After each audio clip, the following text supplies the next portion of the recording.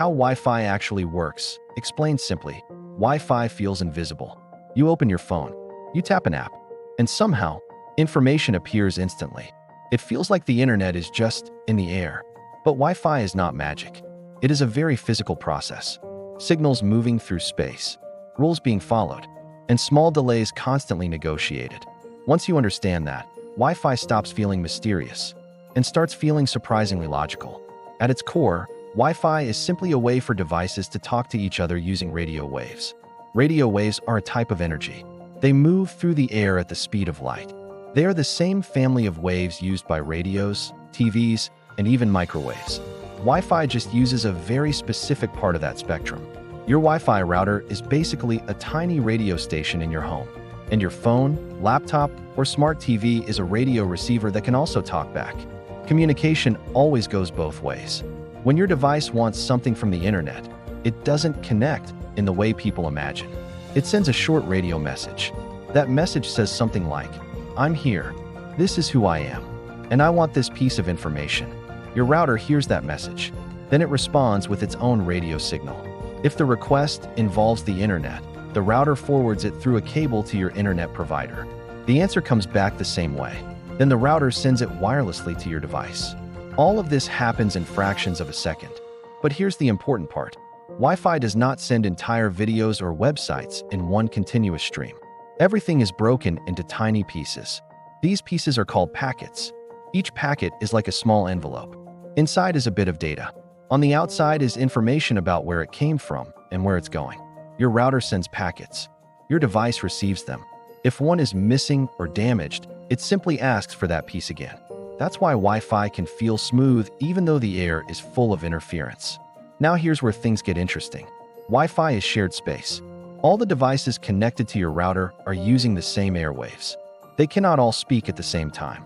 So Wi-Fi works more like a polite conversation than a constant broadcast. Each device listens first. If the air is quiet, it speaks. If not, it waits a tiny random moment and tries again. This happens thousands of times per second. When there are only a few devices, everything feels instant. When there are many devices, things slow down.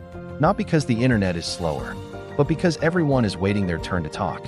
This is why Wi-Fi can feel fast at night and slow during busy hours. Distance also matters. Radio waves spread out as they travel. The farther you are from the router, the weaker the signal becomes. Walls make this worse. Some materials absorb radio waves. Concrete, brick, metal, and water are especially good at this. That's why Wi-Fi often struggles in bathrooms, basements, or behind thick walls. Your device can still hear the router, but it has to shout louder to be heard back. At a certain point, the conversation becomes unreliable. Packets get lost. They have to be resent. Everything slows down. Now let's talk about speed. People often think Wi-Fi speed is the same as internet speed. It isn't. Internet speed is how fast data can enter or leave your home through your provider. Wi-Fi speed is how fast devices can talk to your router inside your home. You can have very fast internet and very slow Wi-Fi, or slow internet and excellent Wi-Fi. They are separate systems that just happen to connect.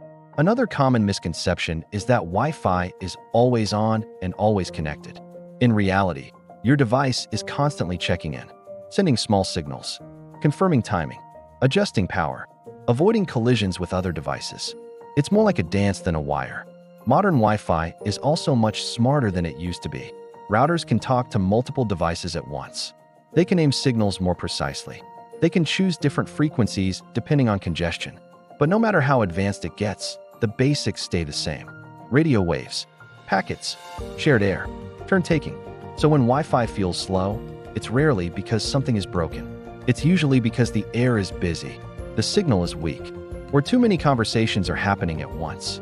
Once you see Wi-Fi this way, it becomes easier to understand its limits, and also why it works as well as it does. Invisible, constant, and quietly negotiating millions of tiny decisions every second. That's it. Did you already know this is how it works, or did something surprise you? And if there's something else you've always wondered how it works, leave it in the comments. Thank you for watching. Till next time.